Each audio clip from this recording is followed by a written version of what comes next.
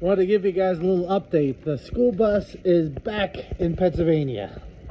It was definitely a pain figuring out what's wrong with it and get it back here. So besides some fuel issues between electric fuel pumps going bad and fuel filters getting clogged up, the main thing was that the bus was losing power and smoking really bad. Now I'm not sure exactly what happened, like what broke first and what caused like a chain of events, but I think this is where it started. This sensor right here is broken. It's I believe a low oil pressure sensor and a oil temperature sensor. And that's what caused the exhaust valve to close and make it run like crap and smoke really bad. Plus some other fuel issues going on at the same time. So when they took the turbo off and rebuilt it, because that's what I thought it was, when it was put back together, from it being old, the little solenoid on the back of the turbo that opens and closes that exhaust valve started leaking. It was leaking a lot of oil, literally drained all the oil in the engine block in only about 5 minutes. It was leaking so bad. Basically, me, them, and two mechanics that stopped by to look at the bus, we all could not figure it out. So that's why I told Scotty to leave it there until I could take some time off work and go and fix it. And even I had a hard time trying to figure it out, but luckily I had some other TikTok friends like Mr. Fix-It and stuff to give me a hand trying to figure it out. Because once I got the fuel issue sorted out, because the mechanical fuel pump was bad and I had to bypass it, and then I had problems with the electric fuel pumps going bad and not supplying enough fuel pressure or too much fuel pressure. So once I had all that sorted out, then I figured out the exhaust turbo valve thing and fixed the oil leak. And just then, like on our way back to Pennsylvania, like halfway, the fuel line burst because we have too big of a fuel pump on it, and it was pushing like 100 psi of fuel pressure and stuff. Plus, one of the fuel tanks was contaminated with water, so when I got that tank from the junkyard, it probably had water in it. Like I maybe thought it was diesel fuel, or I did not drain all the water out of it. But either way, but the one fuel tank has some water in it. That was one of the fuel issues. And then the one fuel tank was just not enough gasoline in the mix. And that's about it so far with that. So what I'm getting ready to do on this, when they're ready, is I'm going to basically tear all of this off. Like this whole fuel bowl assembly, the regulator, everything, the mechanical fuel pump, since the turbo will be out, that's all getting ripped out. I'm pulling the turbo out, putting the exhaust valve delete kit in, which comes with the pedestal and the exhaust valve delete.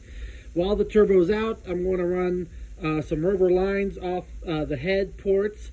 So basically it's going to go from the aftermarket fuel pump through the filters directly into the head, and bypass all of this extra crap on here.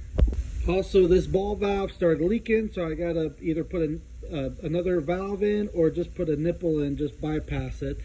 And also, to make it easier to switch from tank to tank, instead of having the valves up underneath, I'm going to do new fuel lines, or bigger fuel lines, and try to put the valves here on the outside so it's easier to switch between different tanks. And then there's a lot of other things I got to do, is like we need 2 more batteries, because this bus holds 4 batteries. We won't have 2 good ones. The 2 other old ones are no good. So 3 of them are going to be hooked up to the power inverter. 1 will be hooked up just to the starter by itself with a relay, so when the key ignition on, it will be able to recharge the other 3 batteries once the bus is running. So a few things like that. Also doing a generator, air conditioning, renovating the inside later on.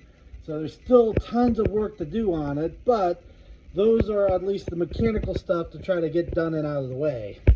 Also going to pull the carrier out of this differential, because this only does 60 miles an hour at like 2,800 RPM. So going to change the gear ratio to more of a highway gear ratio, Also, to advance the timing and stuff on this for waste motor oil, trying to get one of those like programmable chip things that plug in, so they can do like eco mode, advance the timing, and do all that kind of stuff. So that's also another thing we got to add to it. I also found out I can have RV. I also found out with my AAA membership I can add RV coverage. So I have that now. So if this bus breaks down, or my bus, which I'm not done with yet, if any of them breaks down, at least we have free towing once a year within 50 miles. But for next time, if it breaks down really far away, I'm going to do a tow bar system. So I'm basically just going to get like a military surplus like tow bar. They make them for like Humvees, 5-ton trucks, 2.5-ton trucks, and things like that. So I'm going to either get one of those or make my own, and make my own brackets that go on the front frame here, and run some electrical wires and a few things. So as long as you tow this bus with something equal size, you could tow this down the highway with a tow bar. So basically, if my bus is out with this bus, my bus could tow this bus, or this bus could tow my bus. Either way. And I also got to do a hitch receiver on both of them. But so far, that's what has happened with the bus, what we plan on doing with the bus. It's just going to sit here for a little while. Oh, and the park brake is pretty much shot. So that's the other thing. I got to see about trying to figure out what part numbers it is to get new parking brake pads for this. This does not have air brakes. It literally has like a drum brake on the drive shaft. That's the park brake. So I just got to get new brake pads for that. Sometime next year, we'll do the water tank, septic tank, and bathroom and all that stuff. And I'm hoping to get the title sorted out for my bus and get that ready to go on the road also. But in case you're wondering why, what's with the title, is because I got this from my cousin with no title. So basically I got to file for abandonment title, and then I got to switch it from a regular title to an RV title. So it's just a long process going through all of it. So the bus was sitting on his property for over 10 years, you know, but I bought it from him very cheap. I literally could have scrapped it for more money. Ran and drove. It just needs a lot of TLC. And most of you already seen the previous videos of what I've done so far with the inside, but I didn't want to do any more on the bus until I got the title all sorted out. And Stinky Pete is still all in pieces in my shop because I just don't have any extra money to put into it, you know.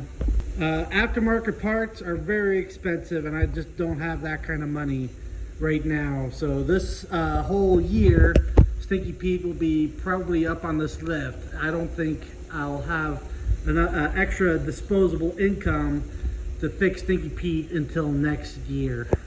A lot of that is because my company basically lost contracts with the companies we were hauling for. So for the past like practically 8 to 10 months, I've been pretty much averaging 3 to 4, like 3 days a week working.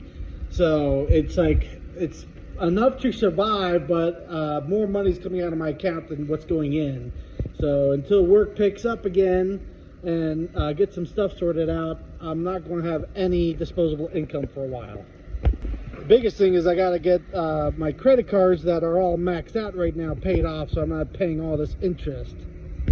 Now, I've been in far worse situations, like back when I owed the hospital over $250,000, you know, so I've recovered from that. I've recovered from the last time I maxed out my credit card, so it just takes time. That's it, little by little. Knock out the smaller credit cards first, then I can tackle the bigger ones, and then I can start saving up money for parts for Stinky Pete, get that done, then try to get my bus done, and so on and so forth.